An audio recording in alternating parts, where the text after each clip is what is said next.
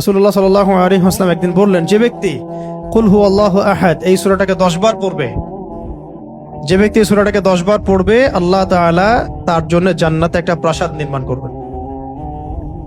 তো এই কথাটা শুনে ওমর রাদিয়াল্লাহু আনহু বললেন, ওমর ইবনুল খাত্তাব তিনি বললেন যে তাহলে তো আমরা অনেক প্রাসাদের অধিকারী হয়ে যাব ইয়া রাসূলুল্লাহ।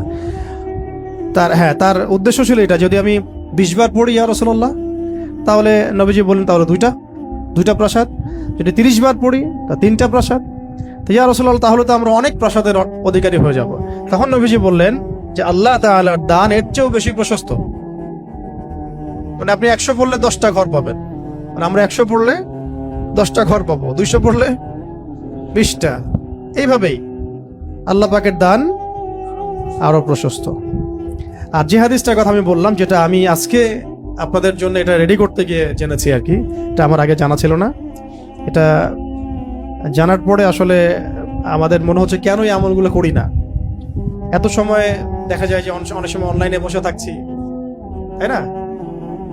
অনেক সময় এমনি বসে আছি জিকির ছাড়া, তো গাড়িতে যাওয়া আসা হচ্ছে, ওই সময় বসে আছি, কোনো কাজ নাই, এমন অনেক সময় হয় না? কেন আমরা এই সময়গুলো কাজে লাগাই না? এই লাস্ট হাদিস, একজন সাহাবী ছিলেন যার নাম